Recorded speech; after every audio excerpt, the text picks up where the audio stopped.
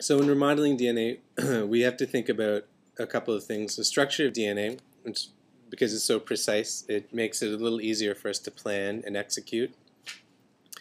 But then, and just in terms of the modeling strategy, we have to make the helices, right? And then we have to create and arrange the base pairs. So let me deal with the first part first, making the helices, and then we'll look at arranging the base pairs. And I'm going to show you, I think, 3 different ways for doing each one. And when you guys do your modeling, oh, you found that one online, eh? That's a good one. When you guys do this case study, you can do it whichever way you want. It doesn't matter to me, but just DNA with a very simple rig so you can deform it. So the easiest way to make a helix in Maya now is just to go to polygon. There's a helix primitive. So if I create it here, and I made notes with numbers for myself so I don't forget everything. So if we want to make a polyhelix that has the structure of a DNA helix, I'm going to change the height to 10. Oh no, I want to change the height to 34. It's going to have 10 coils. So DNA is right-handed. So if you look at your right hand, the thumb is pointing up, your fingers are going this way, so DNA swirls up this way. Left-handed would have the swirls going this way, away from you. It has, if you're looking at it from the side, it has a width of about 20 angstroms. And each helical turn, so a single turn that goes all the way around 360 degrees, is about 34 angstroms. And for each helical turn, there are 10 base pairs, approximately, so about 10.5. But we'll just pretend like it's 10. And then the sugar backbone is, I don't know what width it is, but we'll just make it something. So right now the width is 2, so that's our 20 angstroms. It's got 10 coils, and it's 34 units high, so each coil is going to be 3.4, which is what we want. And then I'm just going to turn down the radius a little bit. So this is the radius of the actual tube. So if we look at it from the side, that's the right shape for a helix. And if we want to make the other helix now, we have to arrange it such that we get the greater and lesser grooves, the greater and minor grooves. And often you'll see people do it just by selecting it, duplicating it, and offsetting it up this way to make that shape. So if we look at it in the side here, so we want the greater groove and the minor groove here. But actually the more precise way to do it is to, and I'm going to name this Helix 1. The more precise way to do it is to duplicate it special. So edit, duplicate special, and I'm going to reset my settings here. And do a rotation in the y-axis of 130 degrees. So it's just rotating around its long axis 130 degrees, and you'll get the exact structure that you need. Okay. And so let's just I just want to show you what the wrong helix would be. So this is right-handed, so it's going up and around to the right, and I don't know how I would reverse that here. Radius, width, height, coils, -10. Oh no, that doesn't do anything. But you just want to make sure you're not doing the negative. So I'm just going to delete this, and I want to just put this at the world origin, so I'm just going to move this up 17 units, half of the height. And so now that I've got it the way I want it, I can delete its history, and I can freeze transformations to get rid of that 17. And I'm going to duplicate the helix again.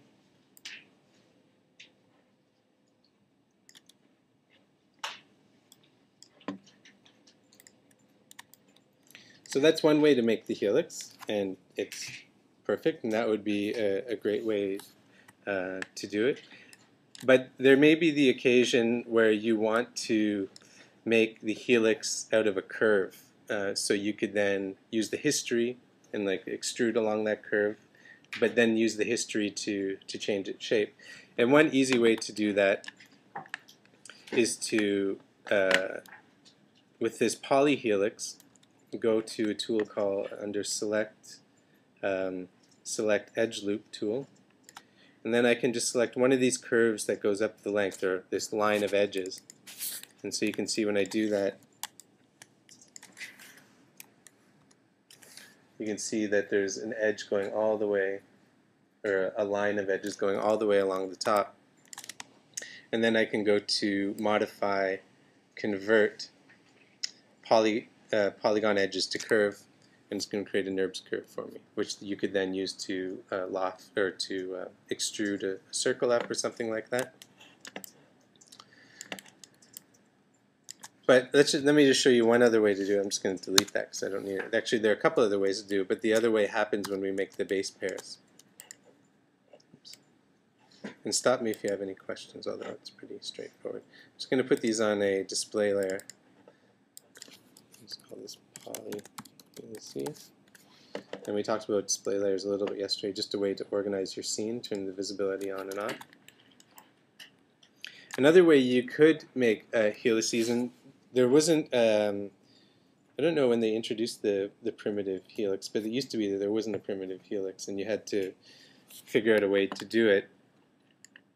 And another way you could do it, which is not quite as perfect, but it actually works, is I could create a NURBS primitive cylinder, and I'm going to scale it 17 in Y, so we get a 34 unit cylinder. I'm going to give it, rather than one span along its entire length, I'll give it 68. And I'm just doing that because it's, you know, we're dealing with 34 units up and down. I'm just going to double it. And then I can use the twist deformer. And we talked about deformers a little bit the other day. And did we use twist? No, we used the bend deformer for doing the handle of that tool. We're going to talk about deformers sort of more completely later on. But just to give you an idea that you can use deformers both for modeling and animating something. With this selected, I can go to Create Deformers. And if you're not using the hotbox, it's under your Animation Module toolset. Create Deformers, Nonlinear, and Twist. Nothing happens because there's nothing in here. But this is just a deformer that will go around, and whatever it's attached to will twist. So I can change the end angle to 3600. And the reason I'm doing that is because I wanted to have 10 full twists at 360 degrees. And then if we look at the model, and I'll select a single isoparm, make sure it's going, oh, so this is left-handed DNA, so that's incorrect. So it's kind of hard to see. Even harder to see now. Let me turn off my grid. If I just duplicate this surface curve, you can see it a little more closely. So you can see it's going up and around this way, so that's left-handed. So that's no good.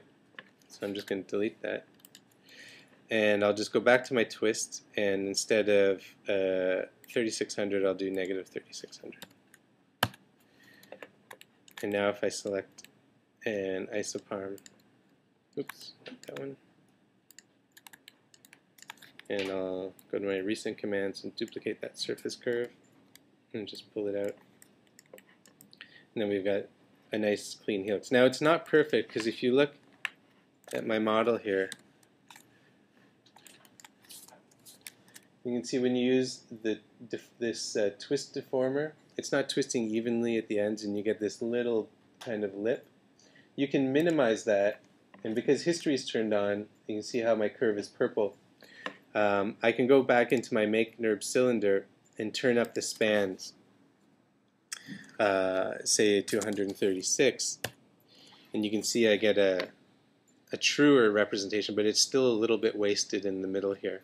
But you can see that this curve updated too, and if I look at its CVs, it's a little bit dense in terms of CVs, but once you get the curve out of there, you can always rebuild it. And remember, we talked about rebuilding curves on Thursday a little bit. I can just go to Edit NURBS. Edit curves. I always get those mixed up. Rebuild curve, and I can change the number of spans to, rather than 136 back to 68. And it'll be the same. It'll try and keep the same shape, but they'll just be fewer. Did that change at all? Maybe, I don't know. But you can always rebuild the curve. So that's another way to get a helix out of mine. That's the way I used to always do it. But now with the built-in helix. Yeah? How do you grab that? Yeah, so if you grab them, if you go to the model, and then you right-click and go to isoparm, and just select one of these ones, one of the ones that are spiraling up here. Now if you want to make it a separate curve, you go to Edit Curves, Duplicate Surface Curves. And then you can just pull it out. Now if I just selected this object without selecting an isoparm and went to Edit Curves, Duplicate Surface Curves, you can also duplicate all the U isoparms or the V isoparms or both of them. So if I did U and did apply, it'll probably crash. Well, yeah, because it's such a big model, but it's duplicated all these circles going around because those are the U isoparms. And we did that when we made that surgical tool, and I duplicated all the isoparms, and we bi-railed the tool. Okay.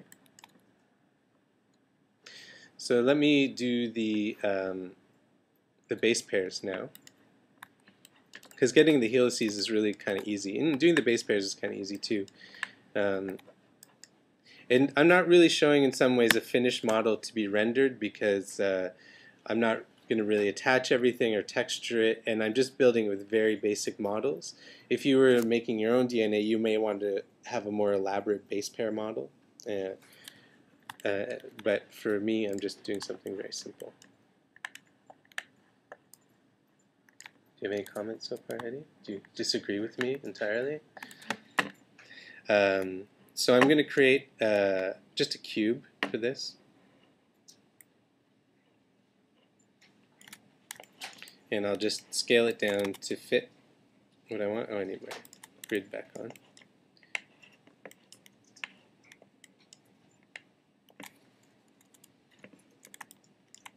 So I'm just going to scale it down.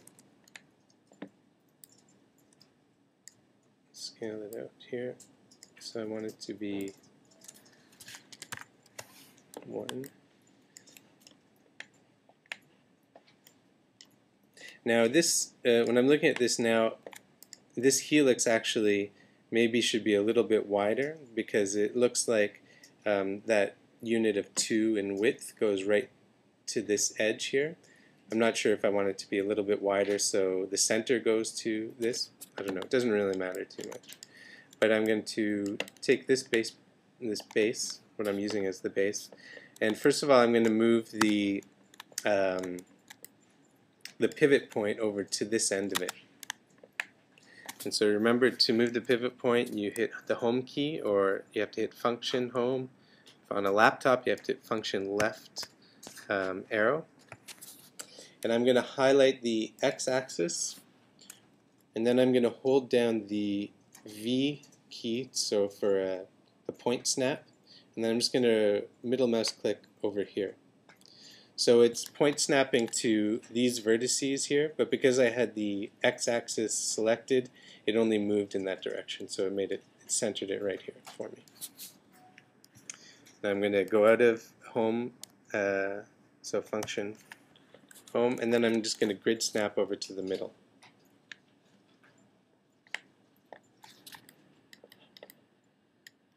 I'm going to scale it down a little bit. So now I have to duplicate these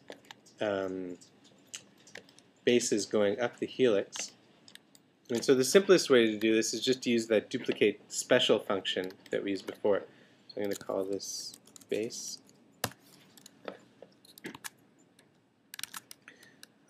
I'll do this part. I'll get the DNA made. We'll take a break, and then I'll do the rigging after. Okay. So I want to go to Edit, Duplicate Special, and so what I want this to do for me is to duplicate this 100 times, because remember I've got 10 turns, so 10 base pairs per turn, so it's 100. So I'm going to change the number of copies to 100. And I want it to move in the Y direction, so it's going to go up. And every time it makes one of those 100 duplicates, it's going to go up 0.34 units, because every 10 units should go up 3.4. Yeah, so. And then I also want it to rotate around the Y-axis 36 degrees. So every 10 it's going to go around 100% around a circle, 360 degrees. And because I moved the pivot point, this is the reason I moved the pivot point to the middle, it's going to be rotating around the middle and spinning it around as we go along, if all is good in the world. So let's try. So hit apply. Yeah, Stairway to Heaven. Albert, if you sing Stairway to Heaven right now, you'll get extra points. Too late, sorry. No, sorry, too late. That's your chance. Yeah, B+. That's pretty good. Yeah, that's pretty good. Don't worry. So now if I want to do the other side, I can just take this original one and I'm going to reset my settings, and I'm just going to rotate it around its y-axis 130 degrees as well, and it will just create another one positioned in the right spot. Because where the base pairs meet in the middle, they don't meet straight on, they meet on an offset, sort of like this. And a lot of time when you see people make DNA, it just looks like a twisted ladder with the base pairs meeting straight across, and that's sort of incorrect. Well, not sort of incorrect, it's entirely incorrect, I guess. So again, I'm going to translate it up 0.34 for each duplicate. I'm going to rotate each one 36 degrees, and I'm going to make 100 copies.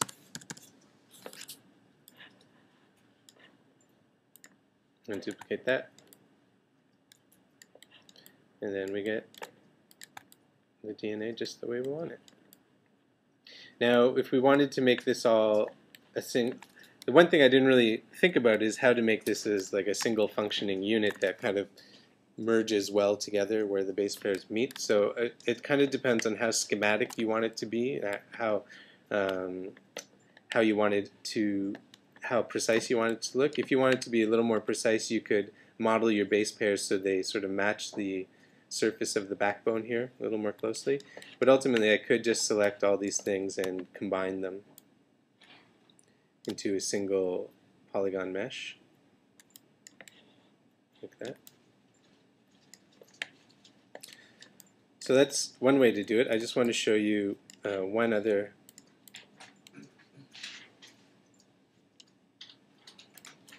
another way to approach the same problem that relies on a couple of different tools and actually relies on some animation tools for modeling. So not only can you use deformers for modeling, but you can actually animate something to model it. And I'll just show you one. There are actually two ways to do it, but I'll just show you one for now. So I'm going to create that base pair again, or the base, sorry.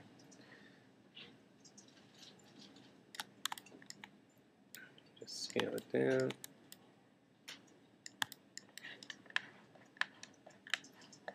Oh, the middle, that's pretty. And just make sure it's in the unit. And I'm going to do the same thing. I'm going to hold down V to move the, oops, I forgot to activate the x-axis first. So V, middle mouse button click, and then I'm going to X click, snap it over to the middle of the world here. And now I'm going to create a NURBS circle. And this is what's going to make my helix for me this time.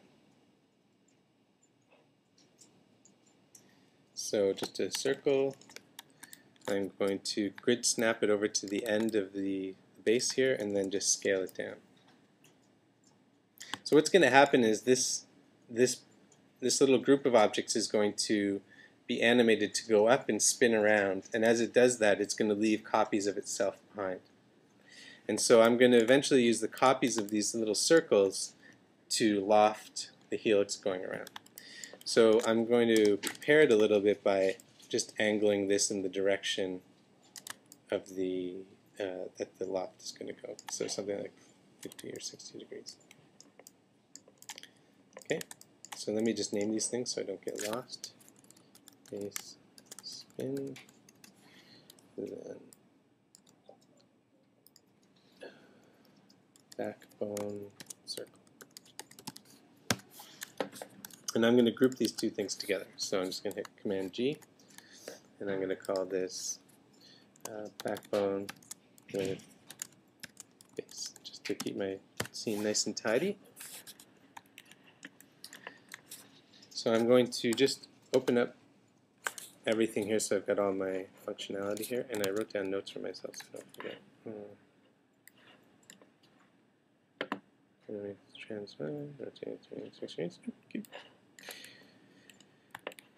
So I'm going to create, how many keyframes do I want?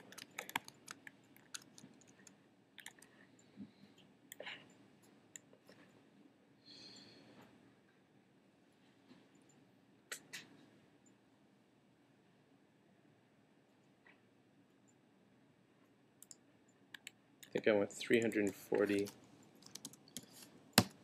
frames. So I'm going to set a key on its translate Y. So I can right click on, highlight the name in the channel box and say key selected.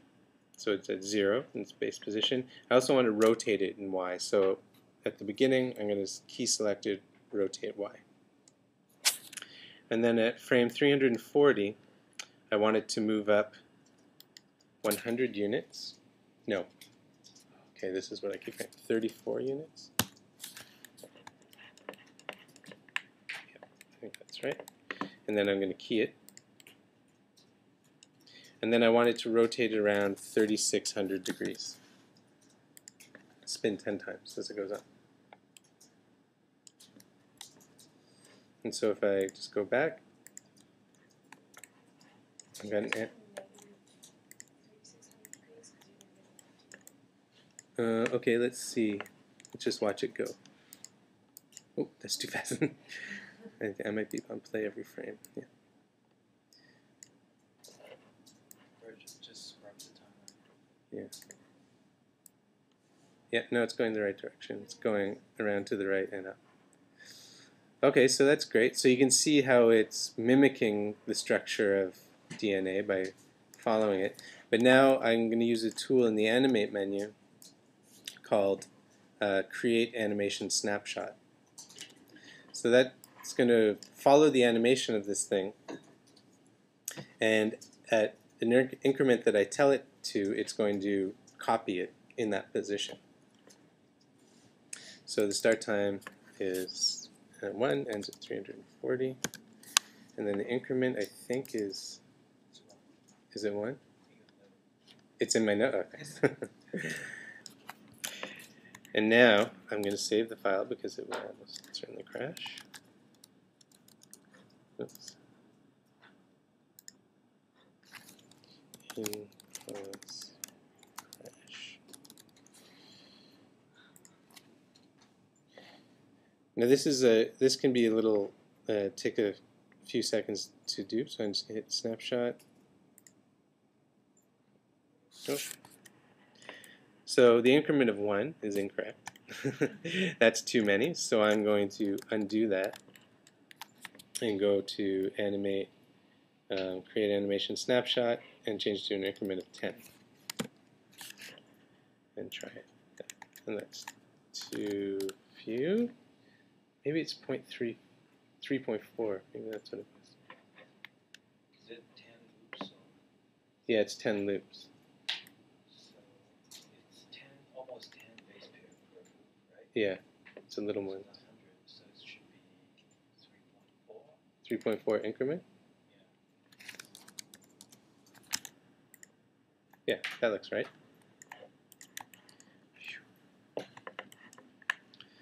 So that's great. So I've made that, and I've got the base pairs, well, one side of the pairs done. And now I'm going to make the helix, so I can just turn on my geometry mask so I don't select the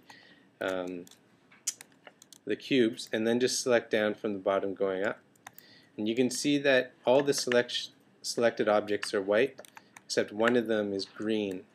And that means, the green one means that's the last selected object. And I need that to have in the proper direction. So now I can just go to Surfaces, Loft, and it builds my helix, and it all matches up perfectly. Now the interesting thing about this, and this is, I think, offers a lot of promise for DNA unwinding, is that there's a still historical connection between the structure and that animation that I said. And I can now change that animation.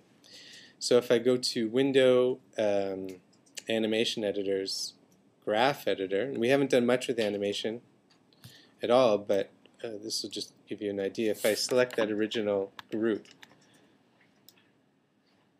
in my outline, or that little base pair group that I made, or the thing with base, and the backbone with base, you can see here that in the graph editor, and this records animation curves, so keyframes and the interpolation between keyframes. You can see that I've got animation on translate Y and rotate Y, and you can still see it over here in the channel box. But I can still change these values. So if I say I select translate Y, hit A for all, select the keyframe that at frame 340, which right now is at a value of 34, I can move this keyframe up and down, and you can see that it changes the structure of my DNA. So if I can make it shorter, I can make it taller, but if I could animate this, so if I made it taller, then also change the rotation values, I can start unwinding the DNA like that. So I can eventually get perfectly straight. So you can imagine that could be quite useful, because you know a lot of animations show that happening. DNA unwinds, some crazy stuff happens with your bursa fabricius, and you know, the only problem is, and I can make this happen on screen because I'm moving this single keyframe, but this is only happening on this single moment in time. If I actually try and do it over time, then the whole thing falls apart. So we've got to figure out a way to do it. But I don't know do you think there's potential in doing it this way? Because we almost need a second dimension of time, right? To do that, like it's kind of going through this one keyframe. I don't know if there's a way to do it, but anyway, I'd encourage you to try and model something like this. One of the models I suggest for your modeling exercise is a snail shell with a snail. There's actually a tutorial on the wiki about modeling a snail shell, so it's an easy one to do. But it uses exactly this method.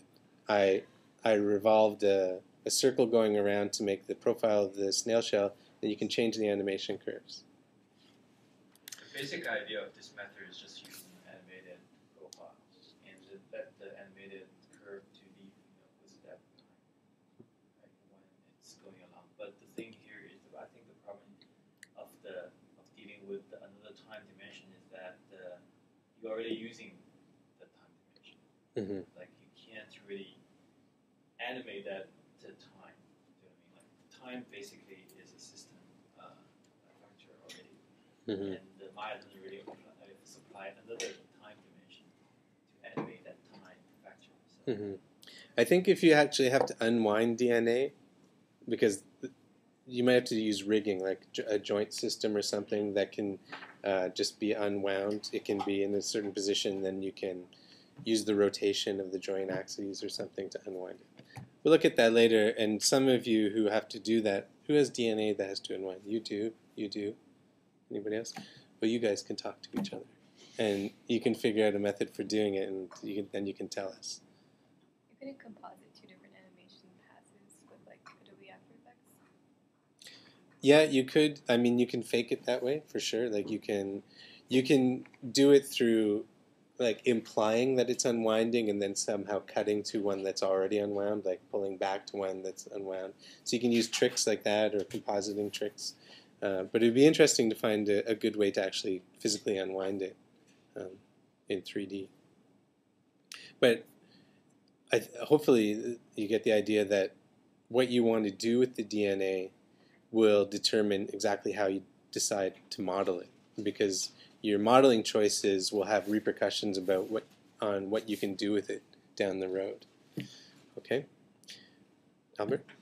This would be a really dumb idea, but if you were to, let's say, I want this formation of DNA right now to set into a polygon mesh, right? Mm-hmm. And then I change the graphic editor again just to make a different shape. I make numerous copies of that with a program, obviously, not just by Mm-hmm. hand, because that's going to take forever. And then put together all those freeze frames and that. Yep. You could definitely do that, and so one thing you could do is there's a thing called a blend shape tool, where if you have two pieces of geometry that have the exact same topology but a different shape, so the same number of vertices but this different shapes, you can use the blend shape tool to make them change between each other's shape, or make the base one assume the shape of the second one. It has a second functionality where you can have more than just one copy, so you can have iterations where it's gradually changing shape. So you could do that. So maybe you changed it like I just did here, and then did a duplicate, change it, duplicate, change it, duplicate, change it, duplicate, maybe 20 times, and then make a blend shape that goes through all of those. And then that would probably work. Yeah.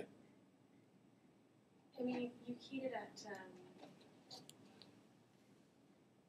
it and at the end of those frames, that was the end of the changes. But what if you keyed another frame with no changes, and then you would have another frame? Oh, do you mean like Or add do you not keys do that? after 340? Yeah, can you No, not do that? no, it doesn't work because It the won't have the modeling history is between those frames. Right. And if I change the position, so the problem is you can't keyframe the position of a keyframe.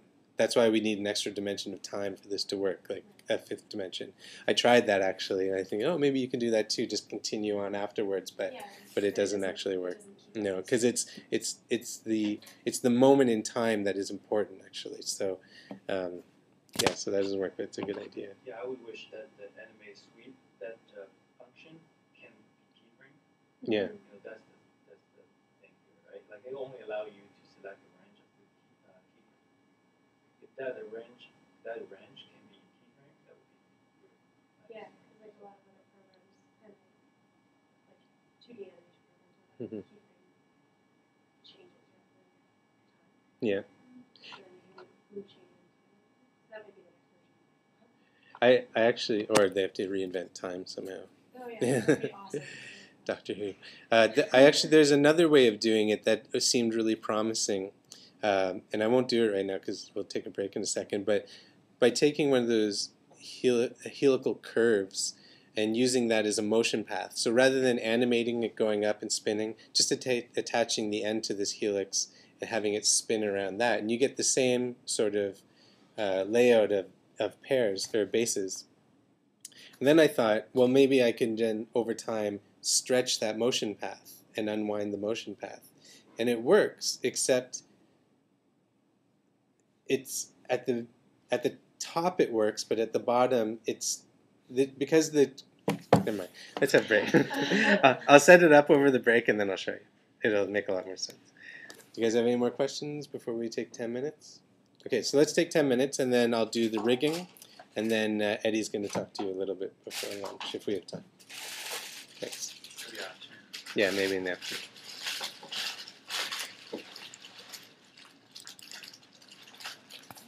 Yeah? I'm just talking with the computer because it's kind of shut down everything. I don't know. What's that? It's shut down? Yeah, like it's not working. Like I can't launch mine. Oh, really? Okay. Just a sec.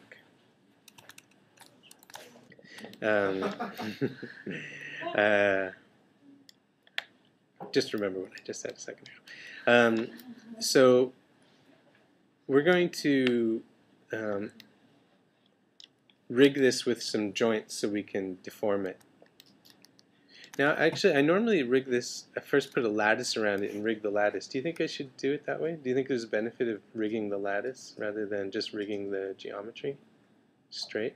Yeah, I would use the lattice. Just because it gives a smoother deformation, right? Yeah. Because there's, I won't show this today, but I also, so a lattice is sort of an object you can put around another object, change the lattice, and it changes the object beneath it. And it's useful because you can have a low resolution lattice on a high resolution object, so it makes smoother deformations over its surface. And one thing I'm going to show you, I'll show you next week, or I'll make a video tutorial about it, is about how to make shaky DNA. So by using a lattice, and you can sort of perturb the lattice slightly using noise, and it makes the DNA sort of shake like Brownian noise, like you see in a lot of Drew Barry animations, things like that. But right now, I just want to rig it to make it sort of snaky. So the first thing I'm going to do, I'll just look in the front view here. I'm going to select my object, and I'm going to apply a lattice to it. Oh, maybe the mouse button. Curse you. So create deformers, lattice, and I'm not going to bother opening up the option box. I'll just let it happen. And so if we look at what we have here, so you can see that it's just a box around the object, and if I right click on it, I can select lattice points. If I say select these 4 lattice points here and move it, you can see it deforms my DNA. And because it's fairly low resolution, this lattice, you can see it's skewing in between here. So I'm going to give it a few more divisions. So I have to return it back to its original shape before I can change its division number. So a lattice is divided in ST and U divisions. So we've seen X, Y, Z for 3D space. We've got UV for 2D space. We've got RGB for color. STU defines the number of divisions in the lattice. I don't think it stands for anything. I think it's just 3 letters in order. So right now 2 by 2 are defining this and this. The T is the one that we want to change going up its length. So maybe I'll change it to 10 divisions.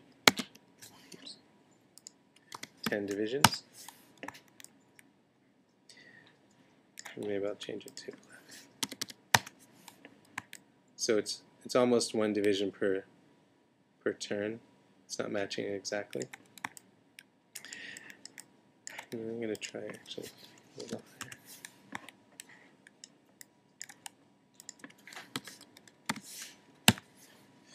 Okay, so I'm going to do 16. Doesn't really matter. And now I'm going to build a joint system that's going to match the shape of my lattice. So joints are also deformers, and it's just a way to, it's a hierarchical deformer. So if I were to create a joint system for my arm that I'm going to use to bend my arm, so it's deforming the geometry, but it's hierarchical. So the shoulder is the parent of the elbow, which is the parent of the child, and children always follow the parents, right? So if I move the shoulder, the elbow and the child will follow, but if I move the wrist, it's not going to affect the elbow and the shoulder. So I'm just going to insert some joints here. So go to Skeleton, Joint Tool, and again we're going to talk a lot more in depth about these tools. And I'm just going to add some joints. I'm going to use the grid snap just to snap them along here. Or I'm going to try and match them sort of to where the lattice divisions are.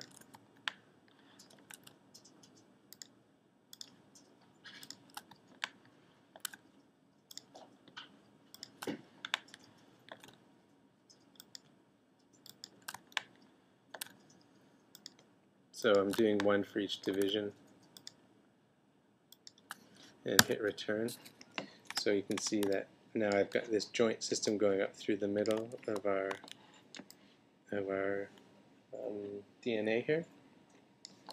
And now I want to skin the lattice to the joint system. So when you say skin something to a joint system, it means you're binding that geometry to that joint system. And so that geometry or that object will be deformed when the joint is rotated at any of its joints. So I don't want to select this very, let me just turn off polygons for a second. So you can see that a joint is made up by a joint and a bone in between it. So the little triangle or pyramid-shaped thing is the bone. Or I actually don't know if that's what they call it, but it rotates on this circle, and the bone between just links the circles. So I want to select from the top down, but I'm not selecting this ball here because it's just ending off my joint system. So I'm just selecting these. So I go down, holding down Shift.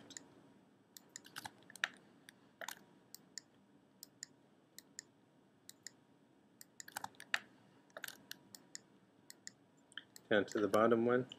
And then the last thing I want to select is the lattice, because it's the lattice that I'm going to skin to the joint system. And now I will say skin, bind skin, smooth bind, and I'm going to open up the option box. The only thing I'm going to change here is bind to not the entire joint hierarchy, but the selected joints. And the reason I'm changing that is simply because I didn't select this very last ball. It looks like it's selected, but it's because it's a child of all these other ones. And when I select the parent, the bottom one gets selected because I didn't select it specifically. If I look in the outliner here, oh, there's my outliner right there.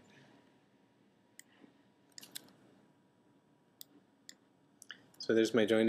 On the outliner, if I hold down Shift and click the plus sign, it opens up everything underneath it. So you can see that joint 16 is the one on the very end here, and it's actually not selected, even though it looks as if it's selected. And then I'm simply going to say, oops, I've already got it open, and just bind skin. So what does that mean? Now I've got a joint selected, and you can see my lattice is purple. That means it's historically bound to it.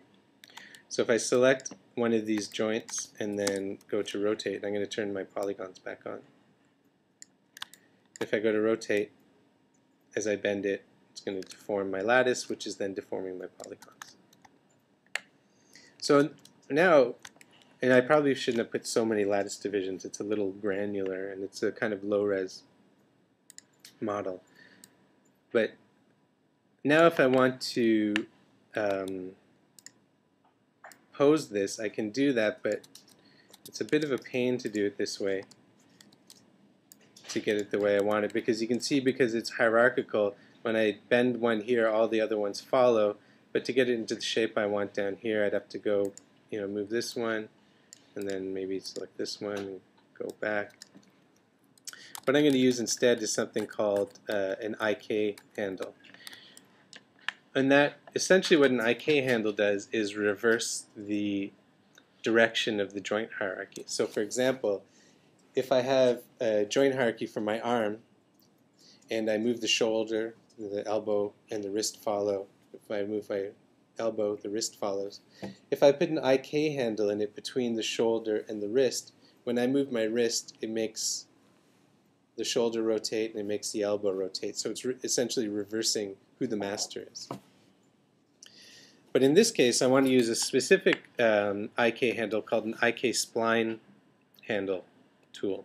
And Eddie's going to use this next week when he does his nephron and plexus modeling. So we want to introduce it a little bit today. And what it will do is create a curve in the middle of this joint system that I can select the CVs for, move them around, and it will deform the whole joint system. They'll match the shape of my curve. So if I just go to skeleton, IK spline handle tool. I'm just going to open up the settings here. I'm going to leave everything the same except for auto create curve. So when I select the beginning and end joint, it's going to create a curve, and I want to give it a few spans so it has some CVs that I can select and move around. And I'm not going to do anything with the twist. Do you use twist in the other one? It's just give you the control over the way it over twists speed, around yeah, the speed length. of the speed of the twist. Yeah. Slow in, slow out. Yeah. So I just have to select the start CV, or pardon me, the start joint and the end joint, and it's created a new CV, a new object now. If I look in the outliner, there's an IK handle and a new curve. And this curve is what we now use to control the shape of the DNA. Oops. So I'm just going to use my selection masks here. I don't want to select my joints. I don't want to select my geometry. I don't want to select my deformers. I just want to select my curves. And then if I hit F8, sorry, you can't see, it should go into CV mode. Oops, I wasn't in the right one. So I've got my curve. I'm just going to hide my polygons for a second. And I'm going to hide my joints just for a second. And go to CV. And so if I select this CV here, I'm going to show my polygons now. So then I can pull these CVs out, and you can see we get a nice gradual.